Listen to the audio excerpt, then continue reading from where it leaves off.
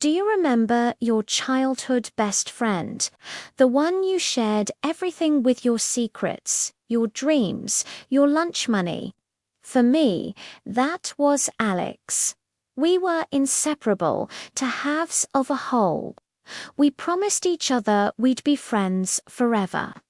A promise sealed with a secret handshake and a shared packet of strawberry candies. We imagined our future selves still side by side, navigating adulthood together.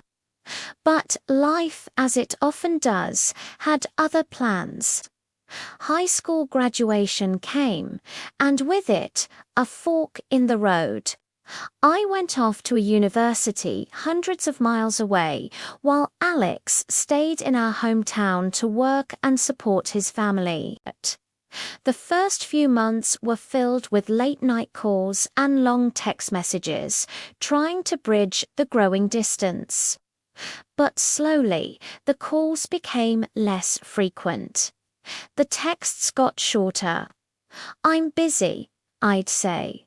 "Work was crazy," he'd reply.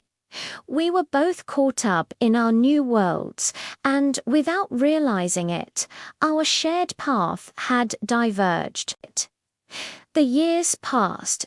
I built a new life, made new friends, and got caught in the whirlwind of a career.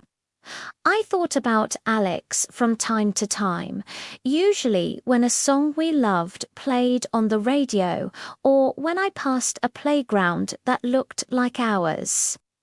A pang of nostalgia would hit, a fleeting sadness, but then I'd shake it off and get back to my busy life.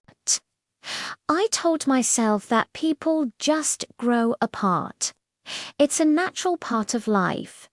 We had our time, and it was over. Then, one day, my world fell apart.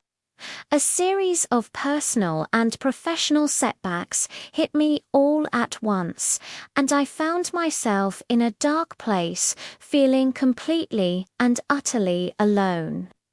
The new friends I had made were supportive, but they didn't know the me before all of this. They did unknow the kid who dreamed of being an astronaut or the teenager who was terrified of asking someone to the prom. In my lowest moment, I felt like a stranger to everyone, even to myself. Late one night, scrolling aimlessly through my phone, my finger hovered over an old number. Alex. I hadn't called him in years. What would I even say? Would he even remember me? My thumb trembled as I pressed the call button, half hoping he wouldn't pick up. But he did. On the second ring, "Hello." His voice was the same, maybe a little deeper, but instantly familiar. I hesitated, my own voice caught in my throat. "Alex, it's me." There was a short pause, and then, "I know. I was wondering when you'd call." It felt like no time had passed at all. I broke down, and through my sobs, I told him everything. He just listened. He didn't offer cheap advice or empty platitudes. He just listened, the way he always had. When I finally ran out of words, he said softly, "I'm here. Whatever you need, I'm here." And he was. In the weeks that followed, he called every day. He reminded me of my own strength, of the resilient kid he grew up with. He made me laugh with stupid old jokes. He didn't try to fix my problems, but he made sure I never faced them alone. He hadn't gone anywhere. He was just waiting. Waiting for me to remember the path back.